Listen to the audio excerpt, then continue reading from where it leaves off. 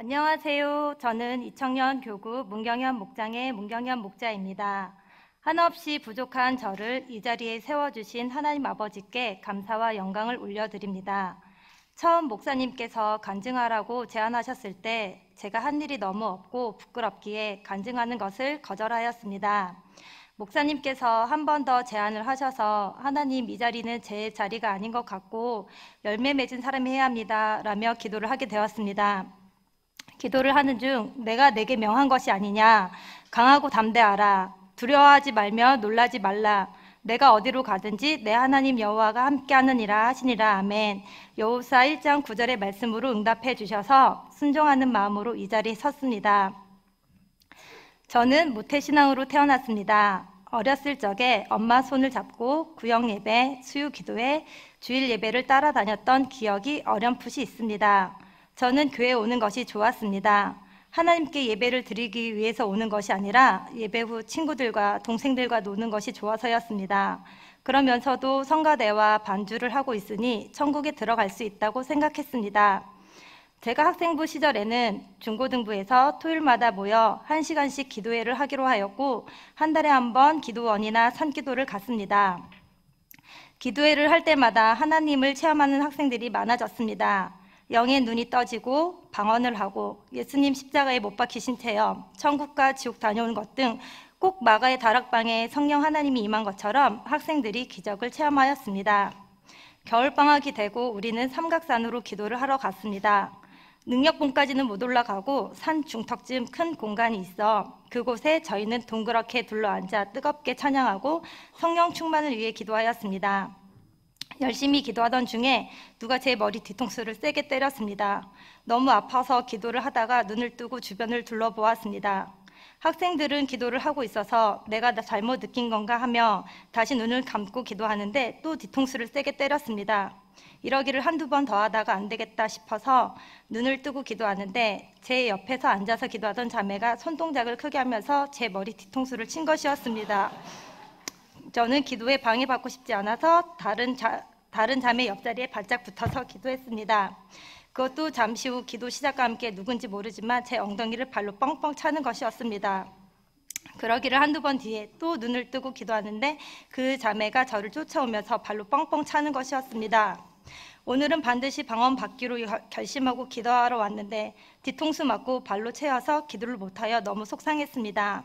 그래서 하나님, 오늘 제가 방언을 받으려고 기도하러 왔는데 제가 기도에 집중을 못했어요. 너무 속상해요 하며 눈물로 기도하는데 입에서 이상한 말이 나오기 시작했습니다.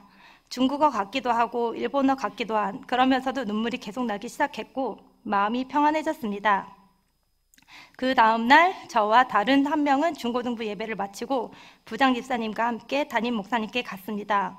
담임 목사님께서는 어제 기도하러 가서 방언 받았다고? 자, 해봐 하시면서 제 머리에 손을 얹고 방언으로 몇 마디 하셨는데 제 입에서 방언이 나왔습니다. 몇 마디 안 한 것 같은데 목사님께서는 그만하시고 다른 학생에게도 똑같이 하셨습니다. 꼭 목사님의 방언 검증이 끝난 후 괜찮아 하시면서 방언 더 잃어버리지 않게 더 열심히 기도하라고 권면을 해주셨습니다. 고3 학예수련 때 마지막 날 처음으로 기도회를 하게 되었습니다. 저는 중고등부 반주를 하고 있어서 수련회 때 기도를 거의 해본 적이 없었습니다. 그런데 그 수련회는 청년부에서 반주를 할 테니 기도하라고 했습니다. 너무 감사했습니다.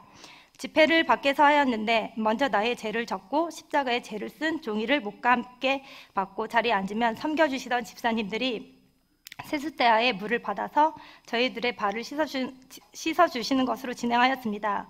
집사님들께서 제 발을 씻어주실 때 갑자기 회개기도가 나왔습니다.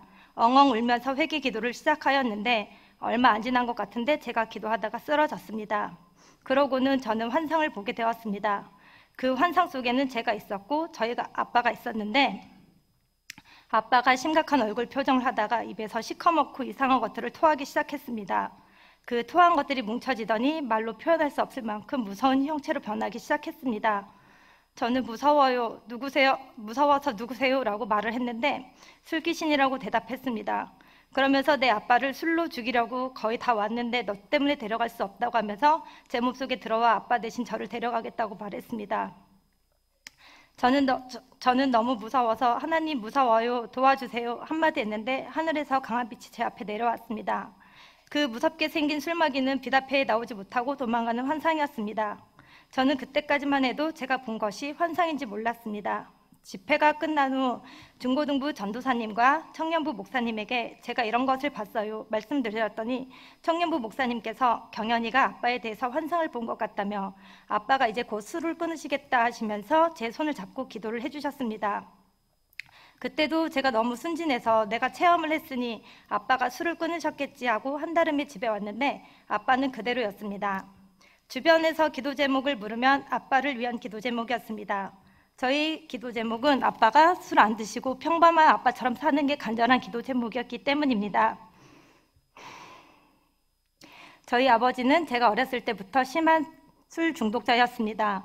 아버지를 살리기 위해 어머니는 금주학교, 병원, 기도원으로 아버지를 보내셨습니다. 어머니는 아버지를 보내고 나면 저와 동생에게 우시면서 아빠를 위해 기도해라. 술 끊게 해달라고 기도해라. 아빠 미워하지 않게 해달라고 기도해라. 너희가 지금은 너희 스스로 있는 것 같아도 아빠 없으면 아무것도 아니라고 늘 말씀하셨습니다. 그래서 저는 어렸을 때 뭐가 하고 싶다라는 꿈보다는 우리 아빠가 술 안 먹고 다른 집처럼 평범하게 살게 해주세요. 아빠가 술 끊고 행복하게 살게 해주세요 라는 기도를 많이 하게 되었습니다. 그런 가운데 정말 감사하게도 저희 아빠는 제가 고등학교를 졸업하는 그 해에 하나님의 은혜로 술을 완전히 끊으셨고 현재까지 건강하게 신앙생활을 열심히 하고 계십니다. 할렐루야. 저는 청년부에 올라와서 빠르게 정착을 하였고 빠른 시일에 부구역장으로 임명되었다가 그해 구역장으로 임명되어 청년부를 섬기게 되었습니다. 하지만 저는 전도에는 전혀 관심이 없었습니다. 노방전도에 형식적으로는 참여하였지만 목사님께서 전도에 대해 이야기하실 때마다 친구들이 없어요. 결혼해서 아기 낳고 하겠습니다. 라고 속으로 이야기를 했습니다. 그러던 어느 해 청년부 목사님께서 올해는 전도 여행을 수련회로 갔으면 좋겠다라고 제안을 하셨고 담임 목사님 허락하에 전도 여행을 가게 되었습니다. 전도 여행을 준비하면서부터 전도는 왜 해야 하는지, 어떻게 해야 하는지 등등 배우면서 내 안에 전도의 마음을 주시기 시작했습니다. 겉으론 잘하는 것처럼 보이지만 말주변도 없고 낯가림도 있어서 과연 내가 전도라는 걸 할 수 있을까? 걱정이 되어 예수님이 가르쳐 주신 기도문으로 기도하기 시작하였습니다.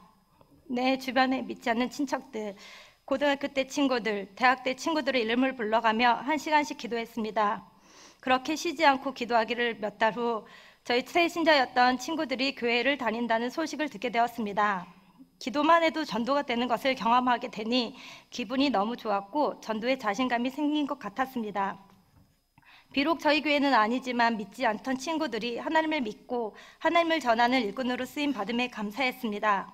저희 작은 신음에 응답하신 하나님께 감사해서 더 전도할 수 있게 해달라고 기도하게 되었습니다. 그리고 노방 전도에도 열심히 나가서 전도하였습니다. 하지만 쉽게 태신자를 만나지 못했습니다. 그렇게 열매 없는 삶이 지속되자 마음이 무뎌진 건지 형식적으로 전도 모임에 나가게 되고 기도하게 되었습니다. 그럼에도 불구하고 하나님은 그런 제 모습이 이뻐 보이셨는지 다시 전도하고 싶은 계기를 만들어 주셨습니다. 어느 날 교회에 볼 일이 있어 교회에 오게 되었는데 1층 벽에 붙여있던 전도 현황표가 제 눈에 확 들어왔습니다. 그 표를 찬찬히 살펴보는데 청년부 때 저랑 같이 사역하고 기도했던 자매들의 이름이 적혀 있었고 전도 한 수까지 스티커로 붙여 있었습니다. 너무 부러웠습니다. 순식간에 저도 모르게 하나님, 저도 여기에 제 이름이 쓰여졌으면 좋겠어요. 저도 열매 맺게 해주세요 라고 기도하게 되었습니다. 그리고 작년에는 저의 개인적인 일로 인하여 6개월가량 일을 쉬게 되었는데 하나님이 기뻐하시는 일이 뭘까 생각하다가 전도지 작업을 하였습니다. 전도지 작업을 하면서도 저도 전도하고 싶어요. 태신자를 보내주세요 하며 기도하였더니 전도의 열매를 맺게 되었습니다. 저의 첫 번째 개인 전도 사례를 말씀드리겠습니다. 저의 첫 번째 전도 사례는 저희 어머니를 통해 알게 된 자매를 전도한 사례입니다. 목요일 저녁쯤 가게 일을 마치고 돌아오신 어머니께서 연락처를 주시면서 연락해서 교회에 데리고 가라고 하셨습니다. 누군데 교회 데리고 가냐고 물었더니 그 자매가 아주 어렸을 적에 제가 교회 한두 번 데리고 간 적이 있다며 오늘 명절 준비하려고 엄마랑 시장 나왔다가 교회 가자고 연락처를 받았다고 연락해보라고 하시면서 주셨습니다. 열매가 없던 저는 문자로 오늘 광명시장 아주머니 딸인데 이번 주 주일 시간이 어떻게 되는지 물었고 시간이 괜찮다고 하여 이때다 싶어 교회 같이 가자 하였더니 망설임 없이 오겠다고 하였습니다. 토요일날 문자로 내일 10시에 ABC 마트 앞에서 만나기로 약속을 했습니다. 주일 아침에 일찍 교회를 가시는 부모님에게 오늘 누구랑 같이 교회 가기로 했으니 같이 차 태워달라고 말씀드렸습니다. 부모님은 저와 그 자매를 태워 교회로 데리고 오셨습니다. 주일 대예배를 드린 후 같이 식사를 하면서 오늘 말씀 어땠어요? 물었는데 말씀이 좋다고 하였고 많은 청년들이 인사를 해주어서 좋았다고 하였습니다. 이틀 뒤 자매가 혼자 교회 가기 그런데 친한 친구도 같이 가도 되냐고 문자가 왔습니다. 전 너무 좋죠 하고 대답을 했더니 그 친구에게 교회를 어떻게 설명해야 할지 모른다며 언니랑 같이 만나서 교회에 대해서 이야기하자고 하였습니다. 토요일 청년 예배 후로 약속을 잡고 그 자매와 그 자매 친구를 만나서 같이 저녁을 먹고 차를 마시면서 우리 교회와 담임 목사님 그리고 청년부에 대해서 이야기를 했습니다. 그 자매의 친구는 모태신앙이었고 어머니가 광흥교회 집사님이라고 하였습니다. 사춘기가 시작되면서 친구들과 놀다 보니 교회를 나가지 않게 되었다고 하였습니다. 그 친구와도 주일날 같이 예배 드려보자고 제안했는데 쉽게 동의해서 그 뒤 주일날 교회에 등록하게 되었습니다. 그리고 그 자매와 형제는 저와 급속도로 친하게 지내게 되었고 새신자 공부도 하게 되었습니다. 주일 예배와 청년부 활동도 열심히 하며 보냈고 동계 수련회도 참석하게 되었습니다. 수련회 첫날 집회 후에 자매에게 어땠냐고 물었는데 날카로운 여자 웃음소리가 들려서 본인은 소름이 끼쳐서 기도할 수 없었다고 그래서 눈 뜨고 주위를 봤는데 사람들이 울면서 기도하니까 나도 기도해야겠는데 기도만 시작하려면 날카로운 여자 웃음소리가 들려서 기도를 못했다고 하였습니다.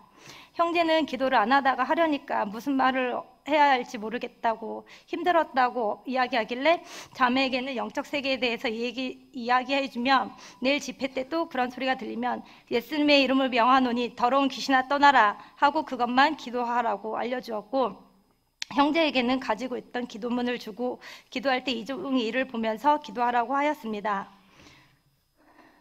둘째 날 저녁 집회가 끝나고 오늘은 어땠어? 물었더니 자매는 신기하게 언니가 가르쳐 준 대로만 기도했는데 무서움이 사라졌고 뭔가 모르게 평안하다고 하였습니다.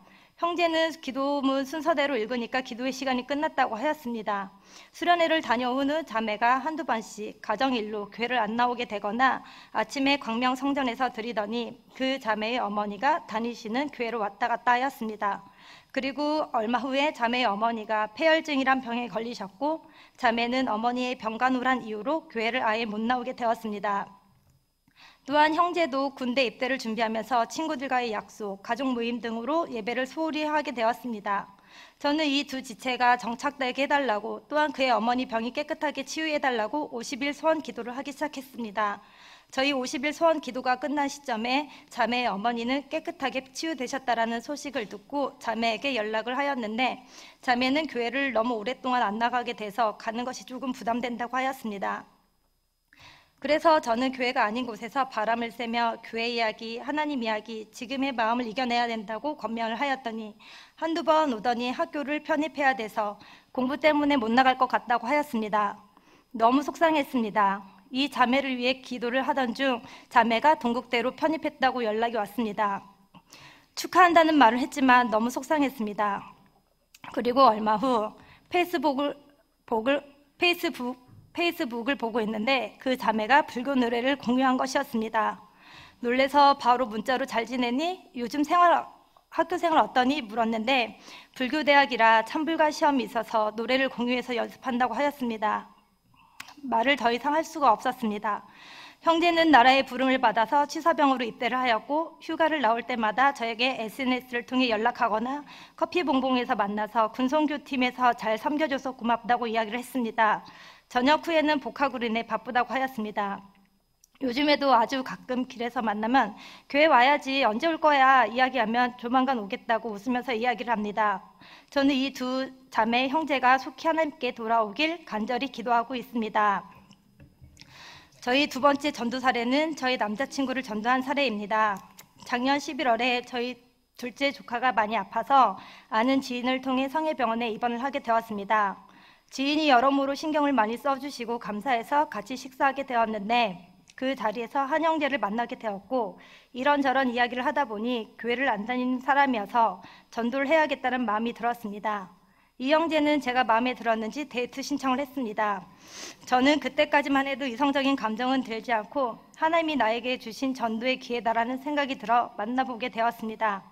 이 형제는 식사를 하면서 이상형이 어떻게 되냐고 물었고 저는 아무렇지 않게 저랑 손잡고 교회 예배 드리러 가는 사람이면 된다고, 그거면 된다고 하였는데 이 형제가 일요일에 불러주면 교회 갈 수 있는데라며 대답을 하길래 저는 서슴지 않고 주일날 뭐 하세요? 물었습니다. 이 형제는 주말에 거의 시체놀이를 한다고 말을 하여서 저는 이때다 싶어 이번 주 주일에 우리 교회 갈래요? 하고 물었더니 무척이나 당황해 하였습니다. 이 형제는 태어나서 한 번도 절이나 성당 가본 적이 없는 사람이었습니다. 교회는 딱 한 번 갔었는데 군대에 있을 때 배가 너무 고파 교회에 가면 햄버거를 준다고 해서 가고 그 다음부터 가본 적이 없다고 하였습니다. 오로지 자기 자신만을 믿는 사람이었습니다. 얼마 후 이 형제가 교제해 보지 않겠냐는 제안에 조금 망설여졌습니다. 하나님을 믿지 않는 사람과 교제한다는 것이 저에겐 많이 부담되어서였습니다. 그리고 하나 제안을 했습니다. 나랑 교제하려면 하나님을 믿어야 하는데 하나님을 믿을 수 있겠느냐고 물었더니 교회에 나가겠다고 하였습니다. 저는 교회 나오는 거 말고 하나님을 믿어야 한다고 말하였고 이 형제는 노력해 보겠다고 하여 2018년 1월 첫째 주부터 예배 드리기로 약속하였습니다. 이 형제가 교회 오기 전에 하나님을 알려줘야겠다는 마음이 들어 21일 작정 기도를 하였습니다. 이 형제는 약속대로 1월 첫째 주에 교회 등록을 하였고 새가족 학교도 들었습니다. 그리고 제가 교회에서 어떻게 예배드리고 생활하는지 보고 싶다며 그 주는 저녁 예배까지 드렸습니다. 예배가 끝나고 나서 오늘 처음으로 예배 드려보니 어떠냐고 물었는데 목사님께서 설교 시간에 무슨 말인지는 모르지만 좋은 말씀하신 것 같다고 하였고 새가족 학교는 어땠어? 하고 물었는데 나는 잘 모르지만 목사님께서 테마하는 프로그램을 많이 보신 것 같다고 하였습니다. 저는 아무것도 모르는 사람에게 너무 급하게 밀어붙인 것 같아 청년부 목사님에게 이런 상황을 말씀드리고 서두르지 않고 기다려보기로 하였지만 성격이 급한 저는 남자친구에게 영적인 세계가 있다는 것을 알려주고 싶어서 50일 소원 기도를 하며 남자친구가 동계 수련회에 참석하게 해주세요. 하나님의 살아계심을 체험하게 해주세요. 간절히 기도했습니다. 그 다음 주에도 남자친구는 저와의 약속을 지키기 위해 예배 시간에 맞추어서 교회에 왔는데 마귀가 말씀을 듣지 못하도록 방해를 하기 시작하였습니다. 말씀 시작과 함께 주차 잘못했으니 차 빼라고 주차관리부에서 연락이 와서 예배 도중에 나가게 되고 예배를 드리고 새가족 학교를 드리라고 하는데 또 주차부에서 연락이 와서 다른 곳으로 주차하라고 하여 남자친구는 이 교회는 주차가 힘드네하며 불평을 하였습니다. 남자친구의 믿음만 기도했던 제가 남자친구의 영적 방해를 하는 귀신을 물리치는 기도를 못했구나 싶어서 50일 소원 기도 안에 마귀를 쫓고 평안을 빌어주고 하나님의 집을 만들어 달라고 기도를 하게 되었습니다. 그 후로 남자친구는 집이 도남동인데도 불구하고 불편한 주차 문제가 싫어 아침 일찍 9시에 교회에 와서 주차를 하고 커피숍에서 저를 기다리다가 같이 예배를 드리고 있습니다. 저는 50일 소원 기도가 끝남과 동시에 기도의 응답이 모두 이루어졌습니다. 수련회를 첫날과 마지막 날 참석하였고 간접이든 직접이든 영적 체험을 하게 해달라고 하였는데 수련회를 통해서 보여주셨습니다. 이제는 예배 시간에도 찬양을 열심히 부르고 서툴지만 성경책도 찾으려고 합니다. 말씀 시간에는 많이 졸았는데 현재는 말씀을 들으려고 졸지도 않습니다. 너무 감사한 것은 주일날 오전에 저와 함께 예배 시작 전까지 전도지 작업을 하고 있고 남자친구도 새신자임에도 불구하고 남자친구를 통해서 새로운 한 명이 전도된 것입니다.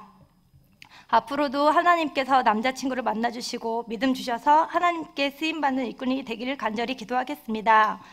저희 세 번째 전도 사례는 저희 남자친구의 지인을 전도한 사례입니다. 솔직히 이 사례는 저는 지인에게만 말로만 권유했고 나올 수 있도록 한 것은 저희 남자친구를 통해서 생각지도 못했던 또 다른 방법으로 열매를 맺게 하셨습니다. 남자친구와 교제 시작하고 얼마 후 남자친구의 지인들과 식사 자리를 하게 되는 일이 있었습니다. 원래는 남자친구의 친구가 식사 대접한다고 하였는데 말없이 형님께서 식사를 대접해 주셨습니다. 형님과 식사를 하면서 대화 몇 마디도 안 했는데 성품이 좋아 보였습니다. 얼마 후 같이 식사를 하게 되는 자리가 있었는데 저는 아무렇지 않게 저희 교회 나오세요. 저희 교회 진짜 좋아요. 말씀이 살아있다고 하였습니다. 그리고 개인적인 일들로 형님과 연락을 취하고 있었는데 주일날 형님이 오셨습니다. 너무 놀라서 어떻게 된 거냐고 물었는데 남자친구가 교회라며 심심하다고 교회 오라고 해서 오셨다고 하셨습니다. 그날 대예배를 같이 드리고 점심을 먹으면서 오늘 설교 말씀 어땠어요? 물었는데 잘은 모르지만 한 단어가 가슴속에 남는다고 하였습니다. 그 단어는 충성이었습니다. 형님은 그 다음 주에 남양주로 출장을 가셨는데 남자친구의 권유로 남양주에서 예배를 드리러 교회에 왔고 그 다음 주에도 와서 교회 등록을 하게 되었으며 등록 후 남자친구와 함께 새가족 공부를 하고 있습니다. 얼마 전 형님은 일을 하시다가 손가락을 다치셔서 수술을 하게 되어 입원을 했는데 예배를 드려야 한다는 마음이 있으셔서 핸드폰으로 예배를 드렸다고 합니다. 그리고 부상당한 손으로 인해 몸이 불편한데도 불구하고 노방전도에도 참여하시고 남자친구 그리고 저와 함께 주일 오전에 전도지 작업을 하고 있습니다.